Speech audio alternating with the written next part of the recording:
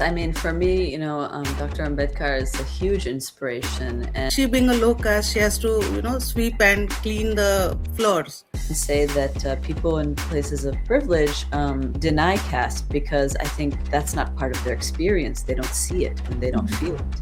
And first question is, what is your caste? Because I take my dad's last name, so it doesn't immediately tell, what caste I come from. And when I do tell people what caste I come from, on my mother's side, I mean, sometimes it's like a pin drop silence. People are just silent. Hello and Jai Bhim, everyone. In continuation with our series of having conversations with eminent personalities who have been working in the field of filmmaking, in social justice, bringing about awareness of human rights activisms and other allied fields. Today we have a very, very interesting personality with us, Ms. Nani Walker. Welcome, Nani, to this AIM YouTube channel. We really look forward to having interaction with you and learning more about you. If you give me a minute, I would really like to give a brief formal introduction for you. So, Nani Walker is an Academy Award winner, filmmaker, writer, director, and producer. She executive produced the acclaimed short documentaries Kylie, Merman, and The Last Repair Shop, which has won the 2024 Academy Award for the Best Documentary Short Film. Now she is with her debut of a directorial venture of a feature film, Shakti, and all who we have seen the movie are immensely touched by the subject and the very delicate handling of how she narrates the journey of a mother through her cinematography. She is also a adjunct professor in University of California, Berkeley, where she teaches documentary filmmaking.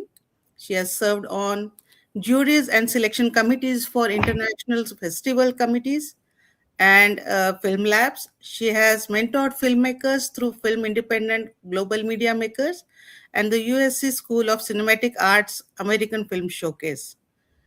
She is from Kathmandu, Nepal, but she now resides in Los Angeles. So Nani, welcome to YouTube channel.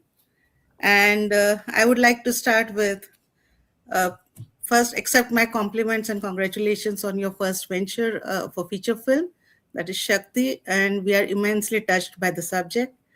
I would like to start the conversation with how were you drawn to the filmmaking and what exactly drew you to the subject as you have written this story of the movie? Over to you. Yes. Thank you, Nandita, and the whole AIM team for inviting me to speak today and for this conversation. Thank you for watching Shakti. It's a film that is very near to my heart.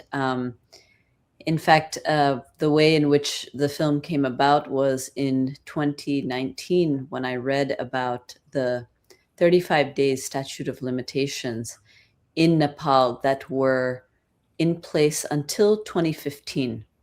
So the film is set in 2014 when the barriers to justice were so restrictive. And when you start to dig and do the research, and as we all know, I think marginalized communities, especially the Dalit community, is most impacted by these types of sexual violence, also against minors. And so I really wanted to show people what that looks like on screen, because sometimes when we see the numbers and the statistics and the headlines, a lot of times people can gloss over them. But when you sit with a family and get to know a family, and you see the emotional toll that it has, I think the impact can be felt so much more that way. That was really the inception of the film, and it draws a lot from my own personal life, my background, my experiences, but also some of the things that I've witnessed in Nepal. And it's blending both the very beautiful landscapes and the cities, the temples, the Right. sense of closeness within the family, and also, the mysticism in the cultural context. But then these, really, I think, difficult truths that a lot of times we don't talk about in society, and they're considered taboo. And so, often they're not touched upon at all. And because of the silence, that is what I believe perpetuates it. What hit me in the first scene, the mother, the Durga, the character of Durga, she is addressed to as she being a low caste, she has to, sweep and clean the floors. So even though the main topic of the movie is the child abuse, or how the violence occurs for the kids, the backdrop of caste remains there because it comes in every narrations, even though it is not the center point. My question is like, why did you choose to focus on caste discrimination and violence against women? Um, Yes. Well, I think, thank you for the question. I mean, I think caste is something, again, that is not spoken about in our societies. It is in, a very superficial way. And there may be, certain laws and protections in place. But the practice and the actual kind of social understanding is still so, so strong and so deeply embedded. And so this is what I wanted to show with, the scenes in the workplace. Her caste is brought up by the neighbors. Her caste is brought up, in so many situations. She goes to the police and that's brought up because the framing around a single mother like Durga is always, where is the man in the house? Who is he? And in what kind of place of power can we place him on the hierarchy? Is he higher or lower? And so the treatment is often based on, this particular classification. And we see that in so many ways, I think, in daily life. And although I often say that people in places of privilege deny caste because I think that's not part of their experience. They don't see it and they don't feel it. And so this is from the perspective of somebody like Durga, who is a single Dalit mother. And so from her perspective, the question is always being asked, where is the man, or the judgment, like the neighbor is saying, that's what happens when there's no man in the house. So everything is kind of interconnected. And I think that, it's not just a matter of kind of placing people in certain categories, but it's for a kind of reason. It's been happening for thousands of years in the South Asian context, as a way to, I think, delineate power. And so I really wanted to bring to attention this, because I think that the systems of domination are actually quite similar when you look at it, whether it's between men and women, or whether it's between, the so-called caste hierarchy. how was your experience filming in Nepal? Means, did you face any challenges or blockages since the topic is very sensitive? Yes. Well, we were a creative team, so I think we had to send the script to the censorship board multiple times, and actually the caste question wasn't so much of an issue. It was more about the representation of the police, and how are the police being represented. And so there was some pushback on that in terms of, actually the police don't do this, we're not corrupt, that we're not, like that. But when you see so many cases where there is a lot of corruption, I felt like that was quite important to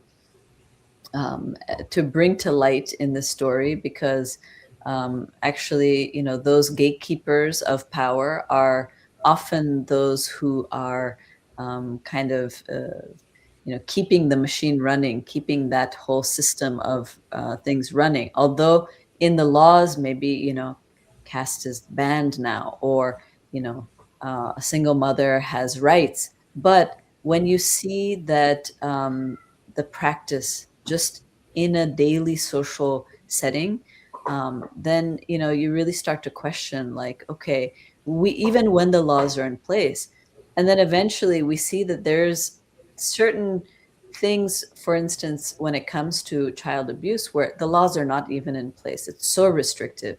And as I started doing more research, early on in this process, I came to learn that Dalit minors are actually the most impacted by sexual violence. So at the time, it was this great realization for me that this was like double discrimination, because basically there's already this prevalence of sexual crimes, and then on top of that, there's no way to access any sort of justice. It is all a shared experience, at least for the diaspora, that we face multiple levels of discrimination. So, Nani, if you might want to share, did you at any point of time firsthand experience any kind of discrimination owing to, from the background that you come from, either here or back in Nepal? Yes. Yeah, I mean, I can, talk a little bit about my own experience. I grew up in Nepal, Mhm. and I was, I think, always seen as an outsider. So in Nepal, because I was mixed, I was an outsider. Okay. And here, in the Nepali community, when I first meet people, the first question is, what is your caste? Because I take my dad's last name. So Mhm. it doesn't immediately tell, what caste I come from. And when I do tell people what caste I come from, on my mother's side, I mean, sometimes it's like a pin drop silence. People are just silent and don't believe, either in disbelief, or they don't know what to do with it, because I think that there are certain ideas of what certain people of certain castes look like, what they do, and how they are. And I think that there is this bias, very, very huge bias around kind of what people look like, and what they can and cannot do. There's all this kind of restriction around that. Right.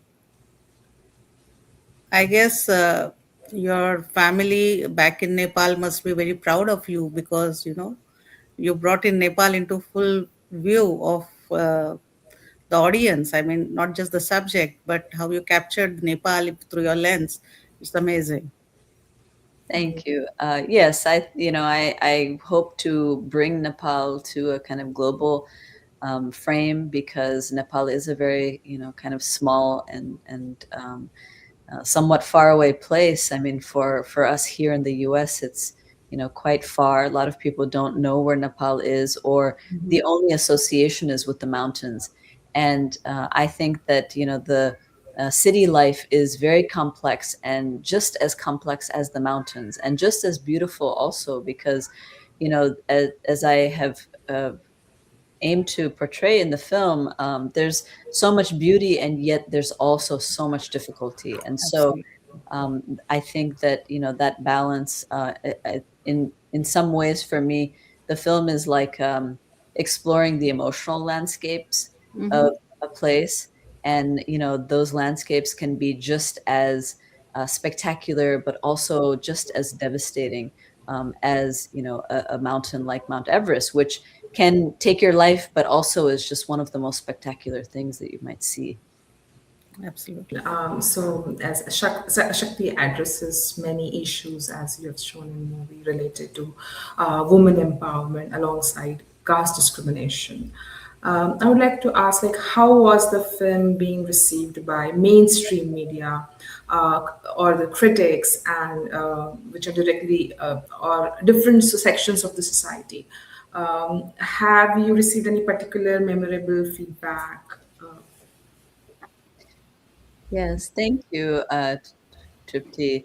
I mean, we've received really incredible, I think, feedback about the film. And, for me, what's memorable is that when even sometimes it's not critics, but audience members, like grown men, come to me and they're either crying or tell me that, the film brought them to tears. And I think that we live in a society where everything, as I said before, is so compartmentalized.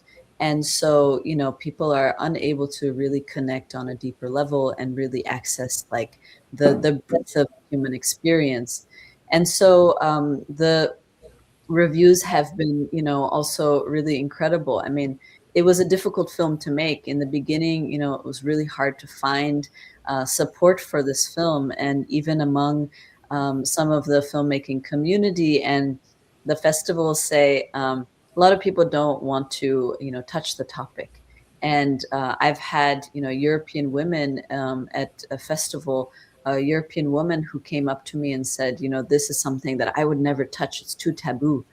And I remember that comment to this day because that person gave me more fuel to say I have to. Because if you're going to be here putting this kind of block and saying this kind of story shouldn't be told, it's more reason to do it.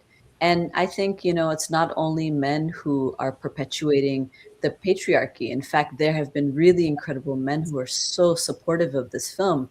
But, sometimes it's a woman, like this woman at a festival that I met who was upholding that patriarchy and saying, you know what, this is an area you shouldn't go into, and I will never touch something like this. Because that, in fact, is the problem. That kind of thinking and that kind of individual who, has basically kind of silenced certain stories and certain voices is a big problem. And so, I didn't let that kind of dissuade me, and I continued. And if it wasn't one person, I think you have to go to the next and just keep continuing, and until you find people who are like-minded. And fortunately, one of our big kind of investors for this film was somebody from the community, from the Dalit community, from India. And he came on board, and that was really encouraging, because I felt like I don't need to necessarily be dependent on only the film institutions, because sometimes the larger film institutions are very much governed by certain narratives and certain kind of, certain proximities to power. So, for instance, the caste question might not be explored, or it might be explored, but only in a certain way. Or maybe it's only given one story. Only one story can be like this within a certain time frame, right? So I think when we find our own means of kind of taking the story in our hands and, making the story with our own resources and the community, then it becomes much more empowering. And in some ways, like, we don't need to bypass some of these gatekeepers who should not be in those positions of power, but unfortunately they are. And, I think if we only rely on certain institutions, then that the movement for change and for doing things differently is going to be really held back, because I think anybody who's doing something different has to find novel ways to do it, and find supporters, and not kind of stop when somebody says that this is impossible, or it shouldn't be done, or it's a taboo. So, Nani, we are very well known that Dr. B.R. Ambedkar worked for women empowerment and caste-based issues throughout his life. So, did you take any inspiration from him? Yes, I mean, for me, Dr. Ambedkar is a huge inspiration. And I went to Boston University, where Dr. King did his studies. And, I think that movements of social justice have been always really important for me in my work, but also philosophy and, way of life, in a way, just approaching life. I mean, I think that the stories come from lived experiences, but then we also find like-minded individuals. And I think, Dr. Ambedkar's work is so critical in that, bringing awareness about the caste problem in the South Asian region. And I think, in Nepal, for instance, we don't talk about that much. But as I came to the US and, learned more and began kind of meeting and, collaborating with people in the movement here, I felt like I found a reality and, I found like-minded individuals and collaborators. So, Nani, with the Shakti release, uh, do you think that it reflects the current situation of the Dalits in Nepal, and what kind of conversations you want to bring into the audience, or what kind of steps that you look forward that either the audience or the media or overall the entire public they need to take from this? Yes. Well, I mean, in terms of Nepal, I think, there's multiple angles. One is the caste, based discrimination that is still ongoing in Nepal. And it's all across the board. Although in the laws it is banned, in fact, in daily life, including in the US. So in the diaspora, I was at a film festival 2 weeks ago Mhm. in the Washington, D.C. area, and the Nepali community there, some young people were telling me that, it was okay for them to bring home any person of any race. Uh, it was okay for them to bring home any person of any race or any gender, but not somebody of a lower caste. And so this kind of thinking is going on, and it's going on right here in the US. These are ideas being brought over from Nepal, from thousands of years of this kind of idea of purity and, absolute fabrication of what human beings are and the value of people. And so, for me, starting and continuing and sparking those conversations Mhm. around caste, what is it? Why are, you know, generations bringing this here, passing this on to new generations here, and most likely those new generations perpetuating that same idea. So there's that, and then of course I think ultimately the awareness around the statute of limitations in Nepal Right. for sexual violence, sexual assault, and our huge aim is to bring amendments to that. So I hope that people who make policies and lawmakers watch this film and understand why it's so important to update those laws and to really reconsider why is Nepal so restrictive in this sense. Definitely. Okay, my next question is caste-based discrimination has become a global issue that extends beyond the South Asia. So, looking ahead, what are your plans to address this issue in the United States and use your platform to raise the awareness and promote the social change? Yes. Well, I think, there's a lot of work that has to be done here in the US, but really globally, because I think, wherever we travel and our communities go, as I was saying earlier, when I hear stories like that of people that are Nepali, and I think these are, people from my culture and community, but then when I hear those stories, I feel very distant and I want to kind of isolate myself from that community. So I think that if we want to create a healthy diaspora, in the US, we need to talk about these issues and really, have protections in place, because there are people who are being, discriminated in the workplace, for instance. And that's the truth. There's a bill in New York right now that's under review. And in California with the CSU system, I was a journalist at the time at the LA Times, and I was following that case very closely and reporting on it.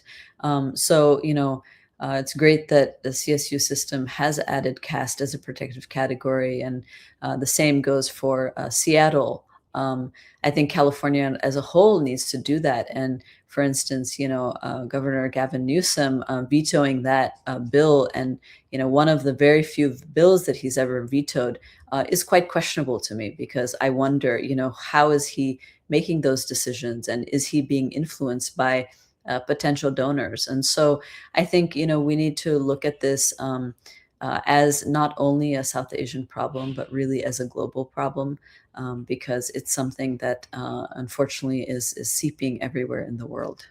I'm going to ask you questions which are kind of a rapid fire questions. So one word that describes Shakti. Strength. Oh, okay, that's good. A filmmaker you admire. Let's see. I guess recently somebody just mentioned today to me Terrence Malick, a filmmaker here in the U.S. And then, I would say Chantal Ackerman. Yeah. Okay, that's good. And David Lynch. Great. Okay. Next question is a film everyone should watch according to you. Like it's the best. Let's see. Can I recommend? Yes, please. Shakti. Shakti, yes. That's a good one. Everyone should go and watch it. Yeah. One, or rather, I would say your favorite book. My favorite book. I would say Thus Spoke Zarathustra. Mm-hmm. Okay. Then one quote that inspires you. So a quote that I was recently just thinking about is Lord Byron's "Truth is stranger than fiction." Cool. Yeah. Then one social change you hope to see in Nepal and the rest of the world in the next decade. So in Nepal, changes in the statute of limitation, and then globally, I think the recognition of caste-based discrimination and the abolishment of that. If Shakti could change one thing in society, what would you want it to be? I would say any system of hierarchy, whether it's gender-based or caste-based. Yeah, that's good answer. What's one question you wish interviewers would ask you but rarely do? Yeah, that's a fun. That's a good one. I think maybe how I came to filmmaking, because I think that often it's like we think about it like a linear thing. Okay, I went to school and I did this and I did that, but I started watching movies a little later. Like growing up in Nepal, we watched not that many films. But when I moved to the US as a kid, that's kind of, I think, how I really adjusted into like society here. It's just watching movies and becoming, so involved and kind of excited about watching movies. And so, yeah, I don't talk about that much, but I was watching every Hollywood movie when I was growing up here in the US. Okay, thank you, Nani. That was it. It was really good answers. Thank you. So Nani, as far as I understand, till recent, Shakti was available in US on Amazon Prime. Yes. But now it's available worldwide. Would you like to comment on that? Yes. So Shakti is available in the US and UK to rent, but it's also available worldwide, free on all streaming platforms like Tubi in the US and Canada, and Fossum and Flex everywhere else. Oh, that's awesome. That's awesome. And I'm happy to share the links with you. Oh, that will be wonderful. Our audience will be delighted, you know. I mean, it's a treat, visual, and it's a hard-hitting movie. Yes. Anything else you would like to share with us, Nani? Anything from your No, side? I mean, it's such an honor to be, here with you in conversation, and just knowing all the great work that you do. And if there's, any way that, we can work together in bringing awareness around, caste-based issues, I'm here, and I ask anybody who is interested in discussing further or in collaborating to please reach out. Definitely. AM will look forward to interact with you more on these lines. So to formally conclude this conversation, Nani, thank you so much for, talking with us, sharing your experiences, your journey. On my side, I would like to just add a comment. Like, you have picked up this very touchy and sensitive topic, but the backdrop is of Nepal. We really look forward you touching up on the caste issue that you discussed in US, that is within the diaspora, through your, again, filmmaking media, and we certainly look forward to similar type of ventures ahead. Thank you. Thank you very much, Nandita. Yes, thank you so much. Yeah, thank you so much. Thank you. Thank you, Nani. Thank you. Thank you, Tripti, and thank you.